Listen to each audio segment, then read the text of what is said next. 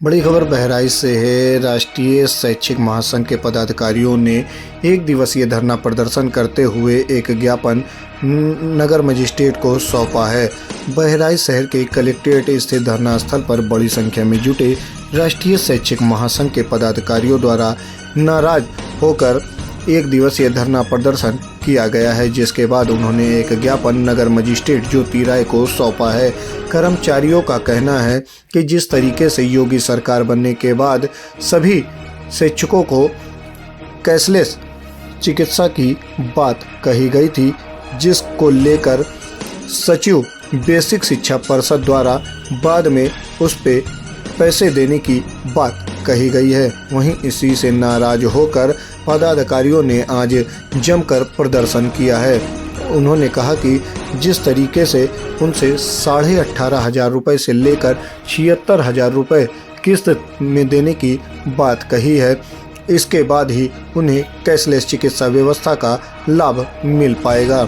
इस दौरान उन्होंने कहा कि सूबे की योगी सरकार बनने के बाद ही 100 दिनों में उन्हें कैशलेस चिकित्सा व्यवस्था का लाभ मिलने की बात कही गई थी, मगर सचिव बेसिक शिक्षा परिषद द्वारा उनके आदेशों की अवहेलना की जा रही है। इसी से नाराज होकर आज बड़ी संख्या में जुटे राष्ट्रीय शैक्षिक महासंघ के पदाधिकारियों ने धरना प्रदर्शन किया है। इस दौरान जिला अध्यक्ष द्वारा कहा गया कि अगर उनकी मांगें नहीं मानी गई तो आने वाले दिनों में प्रांतीय नेतृत्व के आदेश के बाद आगामी दिनों में उग्र धरना प्रदर्शन भी किया जाएगा, जिसकी समझ जिम्मेदारी शासन प्रशासन की होगी।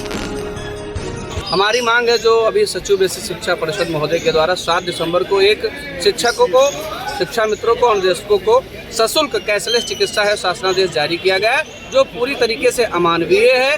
उसमें आपको 3 लाख से लेकर 10 लाख तक की व्यवस्था बनाई गई है। उसमें हमको एनुअल प्लान के तहत 18,500 से लेकर 76,000 रुपये तक का वार्षिक भुगतान करना है। फिर हमको 3 से 10 लाख रुपए तक का बीमा मिलेगा, जो बिल्कुल ही गलत है। राज्य कर्मचारियों को यही चीज़ मुफ्त में मिल रही है तो हमको भी मिलनी चाहिए। माननीय मुख्यमंत्री जी ने सरकार बनने के बाद ट्वीट किया था कि 100 दिन के अंदर शिक्षकों को, कर्मचारियों को, अनुदेशकों को, शिक्षा मित्रों को निःशुल्क चिकित्सा व्यवस्था दी जाएगी। जो हमारे विभाग के अधिकारी, आला अधिकारी नहीं मान रहे, हम लोग सभी शिक्षक शिक्षिकाएं इस शासनादेश का विरोध करते हैं। ये बिल्कुल अमानवीय है, इसको हम लोग कतई नहीं मानेंगे। अगर आप लोग की मांगे नहीं पूरी होती तो फिर क्या करते हैं?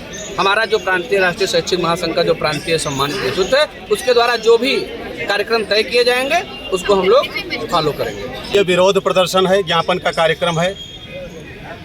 माननीय मुख्यमंत्री जी के नेतृत्व में जब उत्तर प्रदेश में भारतीय जनता पार्टी की सरकार बनी तो 21 अप्रैल को मुख्यमंत्री जी ने यह ट्वीट किया कि परिषदीय शिक्षकों को भी कैशलेस चिकित्सा सुविधा दी जाए। माननीय बेसिक शिक्षा मंत्री संदीप सिंह जी ने 24 अप्रैल को यही बात दोहराई कि 100 दिन में विशेष कार्य योजना बना करके परिषदीय शिक्षक, शिक्षा मित्रों, अनुदेशकों को और शिक्षणेतर कर्मचारियों को कैशलेस चिकित्सा सुविधा दी जाएगी।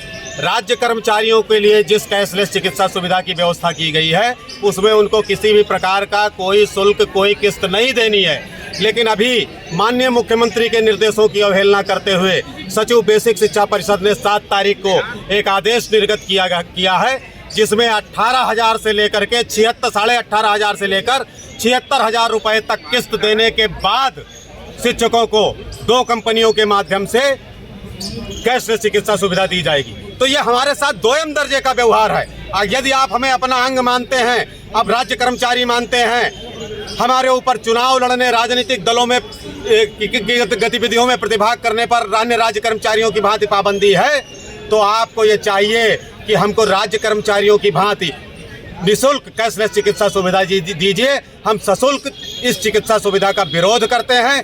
ये माननीय मुख्यमंत्री जी की निर्देशों की अधिकारियों के द्वारा अवहेलना है और इस संबंध में हमारा प्रांतीय नेतृत्व जो भी निर्देश देगा हम उस प्रकार का विरोध प्रदर्शन, धरना और आंदोलन आगे भी करेंगे।